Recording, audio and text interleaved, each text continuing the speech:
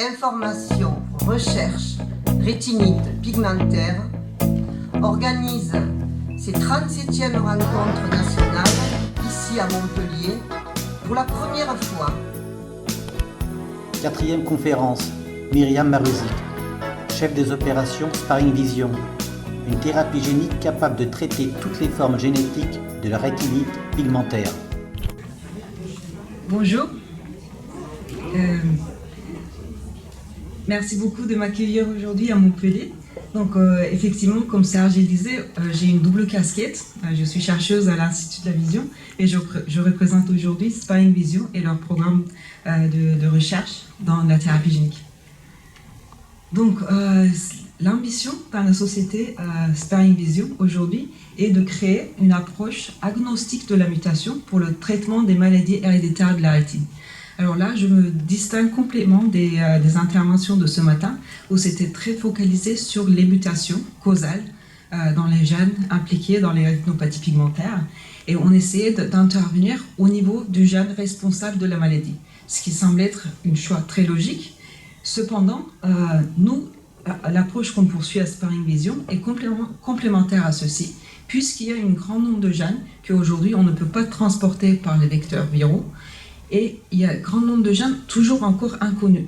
Donc du coup, il y aura besoin des approches qui permettront de traiter les patients qui ne peuvent pas bénéficier des thérapies géniques conventionnelles.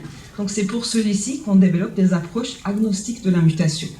Agnostique de la mutation, ça veut dire que notre approche ne nécessite même pas la connaissance de la mutation et ça va pouvoir s'appliquer particulièrement bien pour traiter une population de patients plus large, des patients qui sont atteints aussi bien des dystrophies des bâtonnets et des cônes.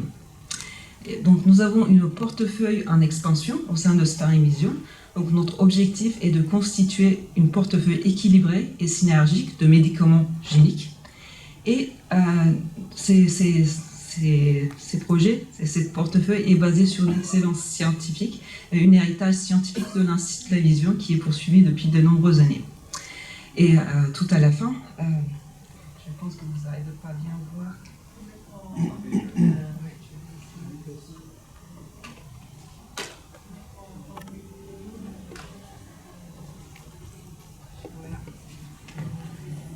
Et notre leadership est connu. Et nous avons la chance de bénéficier d'une très bonne équipe, que ce soit au niveau des investisseurs ou de l'équipe managériale qui vont mener à bien tous ces projets ambitieux de thérapie génique.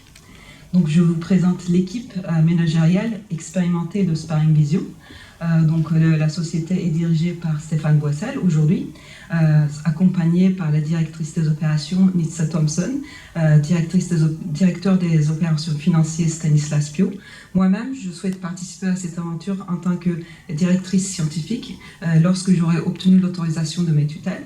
Et nous sommes accompagnés également de Florence Lorger, de Rajiv Gargourde, de Daniel Chang, directeur médical, et Myriam Maruzic, qui devait aujourd'hui être présente à ma place. Et nous avons beaucoup de chance aussi de travailler avec des investisseurs spécialisés en santé. Vous allez le reconnaître, le professeur Sahel, bien sûr, et tous les autres investisseurs qui ont un grand track record d'investissement dans les technologies de la santé, ce qui a permis à Sparring Vision de lever 60 millions d'euros pour permettre à mener leur projet jusqu'en clinique. Donc, quels sont ces projets de thérapie génique? Alors, nous avons 3 projets de thérapie génique, donc 3 produits. Nous les appelons SPV106, SPV120 et SPV130. Donc ils en sont à des différents stades précliniques de développement pour une entrée en clinique prévue dans le futur visible. Le plus avancé des 3 produits est le SPV106 qui est le produit basé sur le RDCVF. Pour ceux qui le connaissent, c'est le facteur de survie sécrété par les bâtonnets qui promouvoit la survie des cônes. Et c'est ce programme-là qui est aujourd'hui avancé depuis la découverte à des étapes avancées de tests précliniques qui vont nous permettre rapidement une entrée en phase 1 dans l'année à venir. Et d'autres dystrophies rétiniennes, nous sommes dans la phase découverte de l'applicabilité de ce produit aussi à d'autres dystrophies qui ne sont pas les rétinopathies pigmentaires. Le programme SPVN 20, c'est une stratégie qui est basée sur la réactivation fonctionnelle des cônes. Il est basé sur un canal GERK, qui est une canal potassique qui permet aux cônes de réactiver leur fonction lorsqu'ils ont perdu ce petit antenne qui capture la lumière, donc les articles externes. Donc nous en sommes à des démonstrations précliniques chez le petit animal et nous souhaitons avancer vers des animaux de plus grande taille pour la suite du développement de ce deuxième produit. Et ensuite, on en est au tout début avec le SPVN 30 qui serait une combinaison de ces deux produits. Ça permettrait non seulement de pouvoir promouvoir la survie des cônes, mais aussi de les rendre fonctionnels au plus longtemps. Je vais maintenant rentrer dans plus de détails, mais d'abord je rentre un petit peu plus en détail dans la stratégie de Sparring Vision aujourd'hui. Donc notre objectif est de constituer une portefeuille équilibré de différents types de thérapies géniques et nous sommes vraiment focalisés sur cette idée de développer des thérapies qui puissent aider toutes les patients, peu importe leur mutation. Donc ça, c'est vraiment la stratégie principale. Mais dans le futur, une fois nos 3 thérapies géniques indépendantes des mutations seront développées, nous allons nous intéresser également à l'édition du génome, donc ce fameux CRISPR-Cas9 qui a été évoqué, et aussi régulation d'expression génique. Mais ce sont des programmes un petit peu plus lointains pour l'instant. Donc, l'approche agnostique de la mutation ou indépendante de la mutation pourrait s'adresser à une population de patients beaucoup plus importante que la thérapie génique corrective ou la thérapie génique de remplacement de gènes. Donc, aujourd'hui, Luxturna, qui est le seul produit de thérapie génique mis sur le marché en ophtalmologie, peut permettre à 2 à 3% des patients de retrouver une vision.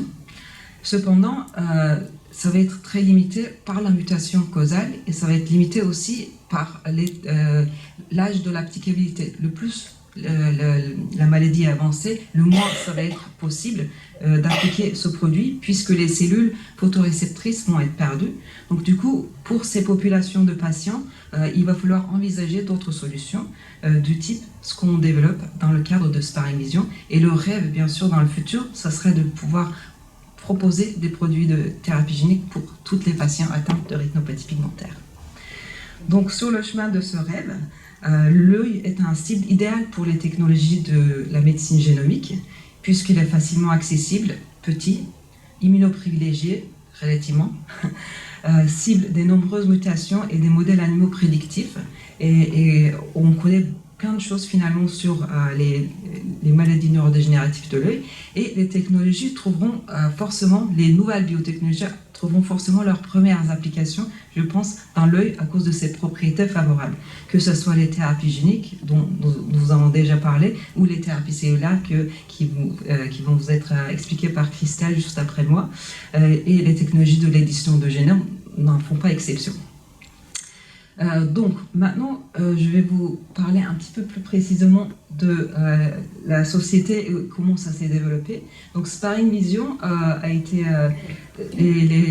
le programme principal de Sparring Vision. Ça date, la phase découverte de ce programme date de l'année 2004, où l'équipe de José Serrel à l'Institut de la Vision, en collaboration avec Thierry Léveillard, ont identifié ce fameux facteur de viabilité des cônes dérivé du bâtonnet, RDCVF, par clonage d'expression. Donc, c'est des produits du gène NXNL1. Et ce découverte en 2004 a été suivi en 2009 des premières injections des protéines RDCVF dans des modèles de dystrophie rétinienne murins. Et ça a permis de montrer que les facteurs qu'ils ont identifiés étaient bien les bonnes pour avoir un effet thérapeutique sur la survie des cônes dans ces modèles-là.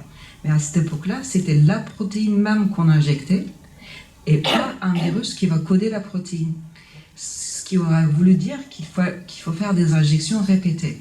Avec l'explosion de la thérapie génique en ophtalmologie, l'idée est venue en 2015 d'utiliser des virus pour transporter le gène qui va coder le facteur de viabilité et ainsi avoir un traitement qui va être efficace à long terme. Donc ça a permis la détermination non seulement du mode d'action de RDCVF et RDCVFL, mais aussi mise en évidence de leur effet synergétique et la propriété intellectuelle qui est reliée à tout ça. Donc basé sur toutes ces découvertes, en 2016, Sparring Vision a été créé. 2017-2018 ont été dévoués à la conception de ce qu'on appelle aujourd'hui SP26 et le dépôt des brevets les protégeant. 2019-2020, ça a été un changement de direction au sein de Sparring Vision. Et aujourd'hui, en 2021, on en est à des stades très avancés de l'application préclinique de SP26, mais la société Sparring Vision a étendu son portefeuille grâce à l'absorption d'une autre société qui s'appelle Gamut Therapeutics, qui était une start-up que j'ai fondée, aussi avec la participation de Serge Picot, ici présent, et d'autres collègues à l'Institut de la Vision. Donc en 2022, nous rêvons d'aller vers l'administration de premiers essais cliniques chez l'homme. Donc maintenant, entrons un petit peu plus dans les détails de ce qu'on fait et comment ça devrait fonctionner. Donc vous êtes tous très familiers avec comment les rétinopathies pigmentaires avancent. Ici, je vous présente un petit peu un schéma qui est très simplifié, mais qui nous permet de voir la stade de la maladie en relation avec l'anatomie de la rétine et les résultats visuels qu'un patient peut expérimenter à ces différents stades. Donc on a une première stade de l'atteinte des bâtonnets qui va causer la dégénérescence petit à petit et la perte de la vision nocturne chez les patients. Mais en journée, en plein jour, ces patients ils vont avoir une vision qui est tout à fait normale au début. Sauf qu'en étape 2, donc, lorsqu'on va progresser vers une perte totale des bâtonnets, eh bien, par manque de ces facteurs de viabilité des cônes, les cônes ils vont commencer aussi à perdre leur capacité de répondre à la lumière. Donc, ils vont être perdus dans le périphérique, être préservés au milieu du champ visuel, ce qui donne ce caractéristique vision en tunnel chez les patients de rétinopathie pigmentaire. Donc ce stade-là est un stade tout à fait favorable pour déjà commencer à intervenir sur ce qui va arriver par la suite. Ce qui va arriver par la suite, c'est par manque de support dans ces cônes, de facteurs de survie, eh bien ils vont petit à petit commencer à perdre leur segment externe qui est responsable de capture de lumière, qui va petit à petit induire la perte de cette petite vision, de cette petite champ de vision à haute acuité avec du couleur. Donc petit à petit, cette vision va disparaître jusqu'à la cécité. Donc nous souhaitons intervenir vraiment dans les deuxième et troisième étapes de cette maladie pour promouvoir tout d'abord la survie de ces cônes en les aidant à maintenir leur segment externe en vie et intact, et en essayant de les aider à surmonter le stress oxydatif auquel ils sont exposés au cours de la maladie. Et plus tardivement ici, on va essayer de les restaurer les fonctions qu'ils ont perdues par l'absence de leur segment externe. Donc les protéines RDCVF, RDCVFL agissent de concert pour protéger les photorécepteurs à cônes. Comment ils font celui-ci? Eh bien, RDCVF, la forme courte, c'est un facteur de survie qui permet aux cônes, en absence des bâtonnets, de métaboliser le glucose, qui est essentiel à leur métabolisme. Et les cônes, ils ont un métabolisme extrêmement actif à cause de la nécessité de maintenir leur segment interne. Cette antenne, elle est très gourmande en énergie, donc il faut le construire tout le temps et l'entretenir. Donc cette énergie, elle commence à manquer lorsque les bâtonnets ils disparaissent. Et le petit clé pour déverrouiller ce processus de pouvoir remétaboliser l'énergie, ça peut être apporté par le facteur de survie RDCVF. RDCVFL, le frère de RDCVF, ça va permettre de protéger les cônes contre le stress oxydatif auquel ils sont exposés à cause de l'absence des bâtonnets. Donc ces deux facteurs reposent sur l'activité synergistique et permet de combattre vraiment les conséquences de perte de bâtonnets dans cette maladie. Et donc lorsqu'on parle de SPVN06, on parle de deux gènes, donc un qui va coder le RDCVF sous le contrôle d'un promoteur qui permet une expression globale, et une autre, donc le RDCVFL, va être sous le contrôle d'un promoteur qui est spécifique au cône, et l'ensemble de cette cassette d'expression va être encapsidé dans les virus adéno-associés recombinants, les virus atténués qui sont aussi utilisés dans l'Uxturna, dans la thérapie optogénétique, dans toutes les thérapies géniques qui ont connu du succès dans l'œil jusqu'à aujourd'hui. Donc malgré la capacité de chargement limitée, nous arrivons quand même à mettre pas mal d'éléments dans ces virus adéno-associés. Donc nous en sommes où? Donc, pharmacologie précoce et études de sécurité avec SPVA6 ont été entrepris et sont sur bonne voie. Donc chez la souris RD10, il y a un ralentissement de la perte d'acuité visuelle, le modèle port transgénique, de port transgénique ayant une mutation de P23H, ainsi que des études de sécurité et biodistribution chez le primate, donc chez les grands animaux, sont en cours. État d'avancement du projet au jour d'aujourd'hui, c'est que nous en sommes déjà à la fabrication du premier lot d'essais cliniques qui est terminé. Les essais de caractérisation de traitement sont en cours et la libération de ce premier lot applicable en clinique est prévue le mois prochain. Et la qualification finalisée des méthodes de contrôle du produit de l'essai clinique de phase 1 sont en cours. Préclinique, études de pharmacologie, de biodistribution et d'innocuité avec SPV1/6 chez le rongeur et non-rongeur sont en cours et presque terminées. Et première étude de toxicologie pivot chez le primate non humain sera menée mi-2021, enfin c'est mené déjà en ce moment. Réglementaire et clinique, donc les études d'histoire naturelle ont déjà été entreprises et les premières interactions avec les autorités réglementaires ont été initiées en 2020. Donc, autorisations réglementaires sont attendues à la suite en 2022. Donc, nous sommes bien préparés pour mener des essais cliniques en RDCV. Donc, l'exécution des études d'histoire naturelle et une en préparation, donc Phénorode 1, qui est une étude rétrospective d'histoire naturelle chez notre cohorte de patients, est déjà terminée et présentée. Et l'étude Phénorode 2, qui est l'étude prospective de l'histoire naturelle pour la sélection de patients, est en train de recruter des patients.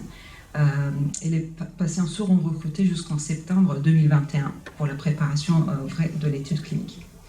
Donc, nous tirons parti d'une vaste expérience en matière d'évaluation des paramètres cliniques. Nous avons accès à des tests fonctionnels de la vision, et aussi bien que des tests de fonction visuelle. Donc, venons maintenant à la SPVN20. Qu'est-ce que c'est que ce deuxième produit que nous souhaitons développer? Comme je vous ai expliqué, SPVN6 est là pour aider les patients qui ont encore des cônes, qui ont encore un petit peu d'antenne ou leur antenne intacte, pour qu'ils puissent maintenir cette antenne, qui est l'article externe, et les aider à survivre les conditions de stress. Mais on sait pertinemment qu'en clinique, il y a un certain nombre de patients qui sont déjà au-delà de ces stades. Ils ont complètement perdu cette antenne qui permet la capture de lumière via la phototransduction. Et pour ces patients-là, on propose d'agir sur la fonctionnalité des cônes en réactivant cette cycle de phototransduction, mais d'une manière originale. Donc le but de SPVN20, c'est de réactiver la fonction des cônes par l'utilisation de ce canal ionique. Et le produit de thérapie génique sera basé également sur le virus adéno-associé. Et donc nous bénéficierons beaucoup de l'expérience de SPVN6 en ce qui concerne les méthodologies de production de vecteurs cliniques. Et l'approche thérapeutique sera tout aussi agnostique de la mutation. Donc le mécanisme d'action de ce produit est la suivante. Donc dans les cônes normales, qui ont encore un segment externe, le cascade de phototransduction implique un très grand nombre de protéines. Donc c'est l'opsine tout d'abord qui va capturer la lumière et enclencher le cycle de phototransduction qui implique la transducine, la phosphodiesterase, etc. et tout un tas d'autres molécules de signalisation intracellulaire. Et nous, ce qu'on a découvert, en fait, c'est que les cônes qui ont perdu leurs articles externes, ils perdent également la transducine et la phosphodiesterase. Donc du coup, ils sont incapables de signaliser de cette façon normale de phototransduction. Donc nous, ce qu'on a pensé, on s'est dit, les opsines, ils sont toujours capables de recruter des protéines G, et il y en a d'autres que la transducine qui sont présentes dans les cônes. Si on lui fournissait une molécule cible à cette opsine sur laquelle il peut agir, on pourrait réactiver cette cascade et même reconstruire une mini cascade de phototransduction, juste ce qu'il faut pour permettre aux cônes précédemment dormants de recapturer la lumière. Donc voilà le mécanisme d'action de SPVR20 qui va être une injection fournie au cœur cellulaire des cônes dormants de cette canal protéique qui permet d'activer en rétablissant la signalisation électrique des cônes, tout à fait comme dans le procédure naturelle, et va permettre aux patients plus avancés de regagner une fonctionnalité de leur cône qui va leur être très utile pour leur qualité de vie parce que ça va recréer une acuité visuelle comme on peut espérer et ça sera une vision en couleur. Et effectivement, notre expérimentation chez l'animal montre déjà que c'est en effet ce qui se passe chez deux modèles rongeurs. Deux modèles rongeurs affectés avec des différentes mutations montrent exactement le même schéma de réactivation de leurs cônes qui sont en pleine dégénérescence, que ce soit par des tests comme l'électrorétinogramme ou des tests d'acuité montrent une amélioration significative par notre intervention qui nous encourage dans la suite du développement de ce produit. Donc, quelle population de patients? Eh bien, SPVR20 se positionne après le SPVR6, donc les formes plus avancées et sévères des dystrophies rétiniennes. Quel spécialiste et dans quel centre? Pour l'instant, c'est en cours de détermination par le sponsor. Et quand le produit serait-il administré? Après un diagnostic clinique, bien sûr, mais nous devons aussi faire des études d'histoire naturelle pour précisément poser cette question par rapport à SPVR20. Et quels avantages pour ce candidat? Eh bien, ce serait la restauration de la vision, définir la qualité de vision qu'on peut attendre, et on pense pouvoir s'attendre à une grande qualité de la vision, et restauration d'un mécanisme physiologique, traitement simplifié, il n'y aura pas besoin de porte de lunettes a priori, et ça nous permettrait de traiter vraiment des stades plus avancés, et ensemble avec le SPVR6, avoir un pool de patients bien plus élargi, avec des résultats durables grâce à une injection unique permise par les AAV. Donc, les prochaines étapes dans le développement de SPVR20 sont les suivantes. En 2021, la sélection du candidat principal et sélection du CDMO seront faites. Développement du process et d'études d'histoire naturelle seront faits en 2022. 2023, nous souhaitons voir la production en GMP et des études d'homologation IND et interaction réglementaire, ce qui nous amènera, nous espérons, au début de l'application clinique chez l'homme en 2024. Voilà donc du coup une représentation qui explique notre positionnement concurrentiel sur le marché. Donc, par rapport à tout ce qui se fait aujourd'hui en intervention de thérapie génique, les stades qui sont ciblés, c'est plutôt soit les stades très précoces où les premiers signes sont là. Donc ça, c'est les approches qui s'intéressent à remplacer des gènes ou des stratégies de correction autres. Donc ça se positionne aux premiers signes. Et il y a aussi des stratégies compensatoires une fois que les photorécepteurs ont été perdus, comme l'optogénétique ou transplantation de cellules souches, qui se positionnent après la cécité, après la perte de photorécepteurs. Et bien, Sparring Vision comble tout le vide entre ces deux stades, les plus précoces et les plus avancés. Et l'approche agnostique des mutations vise l'ensemble de ces patients dans ces stades intermédiaires. Donc l'originalité de notre positionnement sur le marché est celui-ci.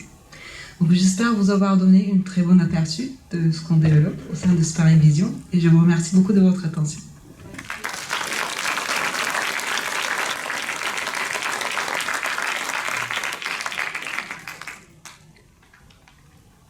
Si vous avez des questions, je suis ravie d'entendre.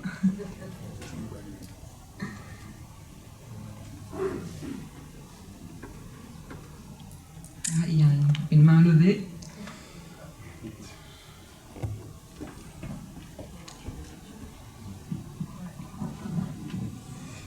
Merci pour l'exposé. Ma question concerne plutôt la version 6. Vous avez mentionné qu'elle consistait à régénérer des facteurs de survie pour les cônes. Et parce qu'il y avait, vous avez mentionné une sorte de déficit en énergie du fait de la mort des bâtonnets. Et alors j'imagine... Non, c'est la déficience d'énergie qui... En fait, très souvent, les mutations se retrouvent soit dans la RPE, soit dans les bâtonnets. Ouais. Et donc, c'est une conséquence normale des mutations que ces cellules sont affectées. Et que les bâtonnets, s'ils ont les mutations causales, qu'ils meurent, c'est une conséquence attendue de la mutation. Mais que les cônes meurent alors qu'elles n'ont pas de mutation, c'est ça qui est inattendu. Et c'est ça le mécanisme en fait qui a été déchiffré par le professeur Sarel et les Veillard, qui a permis de comprendre en fait c'est les bâtonnets qui fabriquent ce facteur de survie qui est essentiel pour le métabolisme de glucose des cônes. Et lorsque les bâtonnets meurent, c'est pour ça que les cônes ils dégénèrent également, donc, même s'ils n'ont pas de mutation. Donc ma question en fait finale, j'allais vous poser la question, est-ce que c'est un déficit du coup en ATP? Du coup c'est pas le glucose, c'est l'ATP qui est déficiente pour la vie du cône. C'est l'entrée de glucose et le métabolisme de glucose qui est déficiente. Mais ça veut dire que s'il n'y a plus de glucose qui rentre, c'est l'ensemble du métabolisme du cône, pas seulement la partie photorécepteur, mais l'ensemble est en souffrance. En déficience, tout à fait. D'accord. Donc nous essayons de remédier à cette souffrance. Et cette souffrance se manifeste d'abord par une détérioration du segment externe qui est le plus gourmand en énergie, mais bien sûr il y a des manifestations autres aussi qui sont dues tout simplement à une déficience énergétique. Et donc c'est-à-dire que vous essayez de faire une ouverture du canal pour faire entrer le glucose? C'est pas tout à fait une canal, mais c'est le récepteur passagien 1 qui permet effectivement de réactiver le métabolisme de glucose. D'accord, merci. Pas de quoi. Je pense que ce qu'il faut préciser, c'est que le glucose, ça ne sert pas que à de l'énergie, mais c'est une molécule qui permet de produire beaucoup d'autres molécules. C'est une base de départ un peu. Et que du coup, en le faisant rentrer le glucose dans les photorécepteurs, on permet par exemple au segment externe, c'est-à-dire la partie qui est sensible à la lumière, de se renouveler. Parce qu'en fait, cette partie, la partie qu'on appelle photosensible du photorécepteur, elle est renouvelée chaque semaine. C'est-à-dire tout ça, et donc ça veut dire que c'est éliminé dans les cellules de l'épithélium pigmentaire, mais après, en fait, il faut le reproduire. Donc il faut qu'en permanence, la cellule, elle produise ça. En fait, les photorécepteurs sont les cellules qui consomment le plus d'énergie dans le corps humain. C'était juste une question, a priori, le facteur de survie des cônes, comme vous dites, en tout cas, vous le testez plutôt sur les gènes qui ne concernent que les bâtonnets, et où la perte des cônes survient alors que ces cônes sont fonctionnels initialement. Est-ce que vous l'étendrez aussi à un mécanisme qui est commun, même lorsque ça peut s'exprimer dans les cônes, puisque l'atteinte des bâtonnets initiales va aussi surajouter une souffrance des cônes, ou est-ce que vous allez citer spécifiquement que les gènes qui n'auraient qu'une expression dans les bâtonnets n'intéresseraient pas les cônes? Non, en fait, c'est... j'essaie de revenir en arrière, mais visiblement j'ai des difficultés. Donc, comme montré dans mon diapositive, celui-ci, effectivement, un de nos projets, c'est de voir dans d'autres dystrophies rétiniennes, et notamment ceux qui touchent les cônes, de voir aussi si nous pouvons avoir un résultat avec cette stratégie. Donc, vous l'avez bien vu venir. Tout à fait.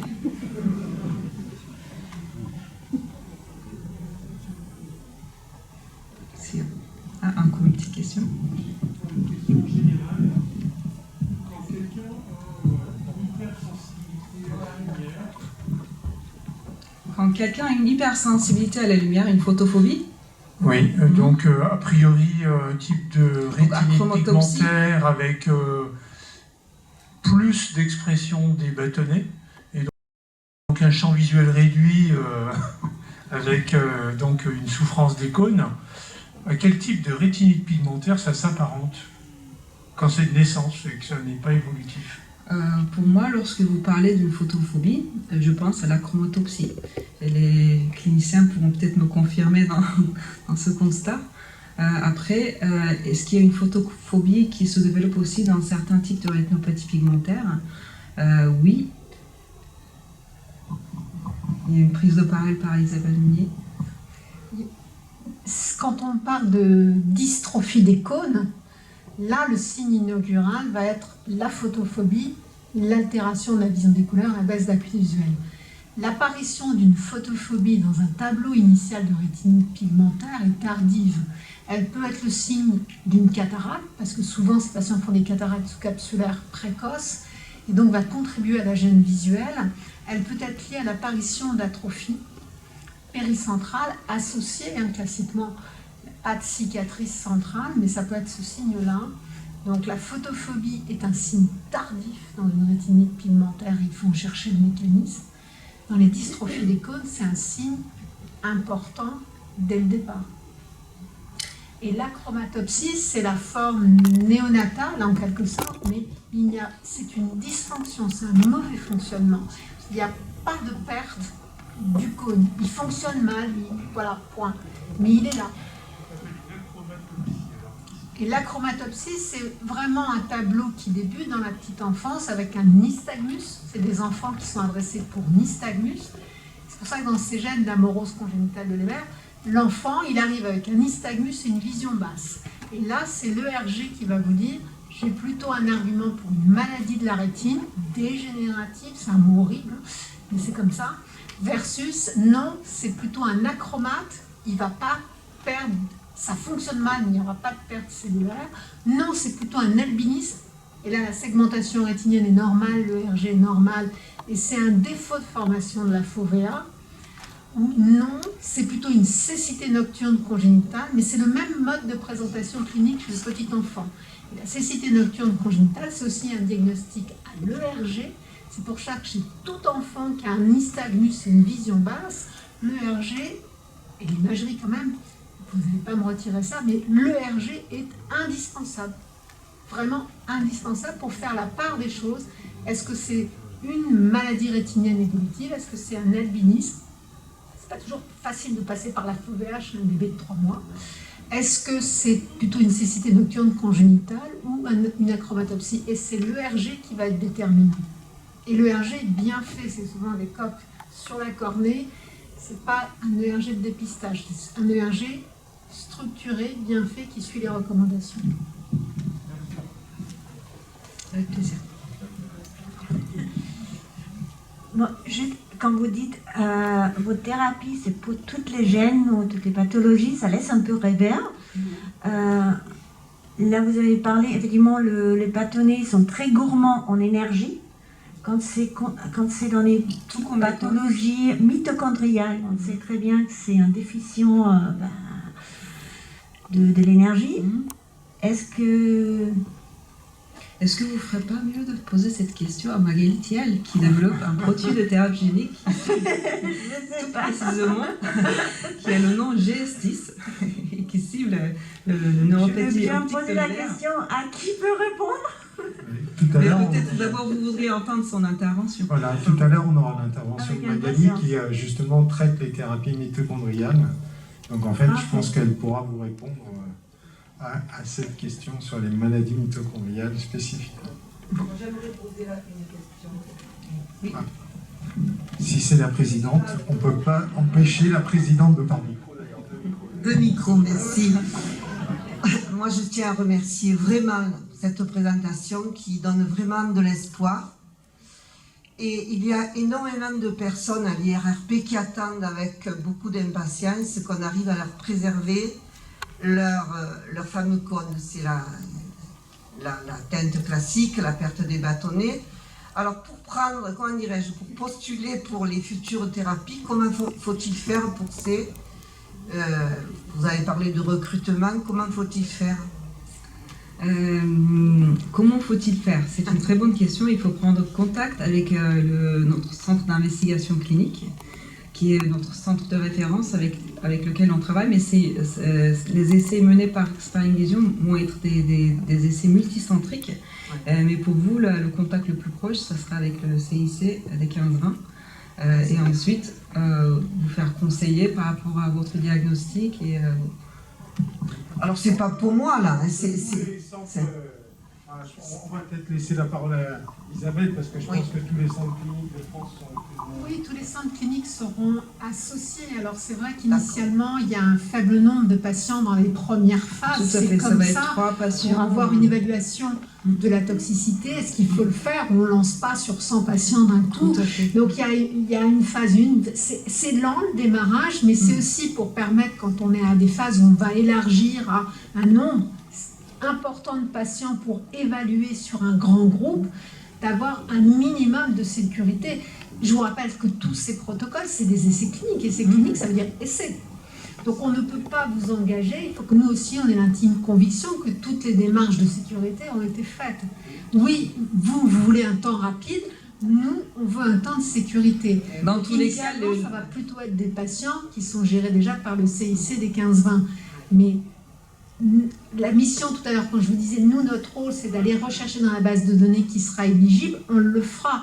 Quand il y a eu les essais de thérapie génique Stargardt, on a envoyé des patients qui avaient des formes diffuses de Stargardt. Et on ne lâche rien, c'est évident.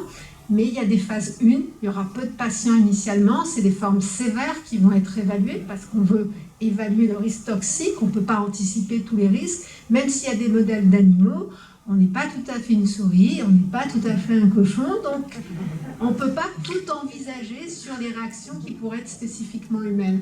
Donc oui, c'est lent, on fait au plus vite, ils font au plus vite. Moi, je trouve que vos tableaux et vos échéanciers sont quand même... assurés derrière. Ah oui. On travaille très très dur. Je pense qu'il faut aussi rappeler que justement, il y a souvent, je ne sais pas si ça sera le cas, mais on dit qu'il y a des doses escalating, c'est-à-dire qu'on donne au départ une dose de vecteur viral assez faible, puis on regarde si c'est pas toxique ou s'il n'y a pas de problème, puis après on monte à une dose un peu plus élevée, puis encore plus élevée. Donc en fait, il y a des phases comme ça, il y a un peu des paliers, et puis après on regarde, bon, c'est pas toxique, maintenant est-ce que c'est efficace?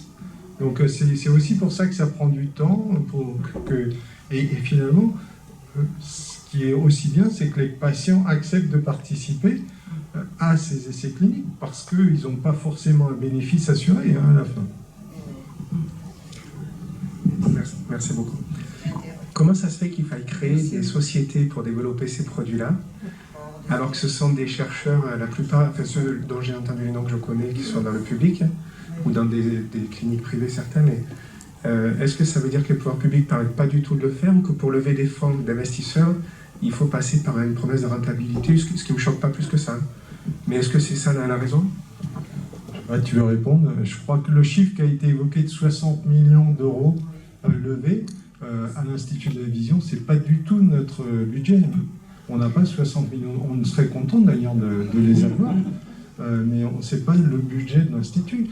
Et il faut bien se rendre compte que pour toutes ces étapes d'après passer en thérapie, il faut s'assurer de la sécurité de tous les dispositifs. Il y a beaucoup d'étapes réglementaires qu'il faut passer. Et ça, en fait, c'est très très cher. Et aussi la production du vecteur AAV, je pense que Denise peut en parler, hein, parce que c'est pas du tout la même chose un vecteur pour le labo et pour les patients. Aussi. Et bon, après, il faut dire qu'il y a quand même des acteurs publics dans les levées de fonds, le BPI participe, etc. Mais c'est pas complètement par des fonds publics que nous pouvons arriver malheureusement à sponsoriser ces études qui sont extrêmement coûteuses.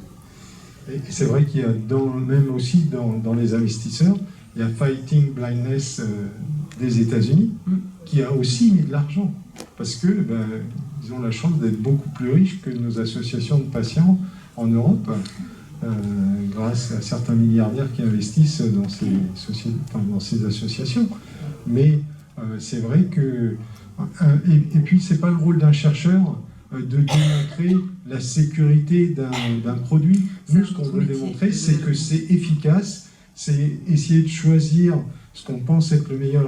Donc, par exemple, pour l'optogénétique, tout à l'heure, Magali vous en parlera, mais nous, ce qu'on a fait à l'Institut, c'était de trouver la meilleure protéine, le meilleur vecteur, et après, on leur a livré ça, et après, eux, ils ont fait une production très particulière, parce que c'est pas pareil non plus d'injecter 3 souris.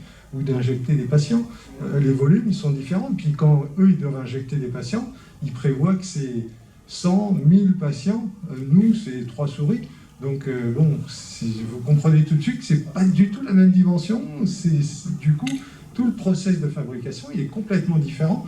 Mais je pense que Magali pourra nous en parler tout à l'heure, parce que ils sont déjà en essai clinique, ils ont produit ces vecteurs, ils ont produit tous ces lots, et je pense qu'elle, ça sera sûrement la présentation qui va vous délivrer ce message.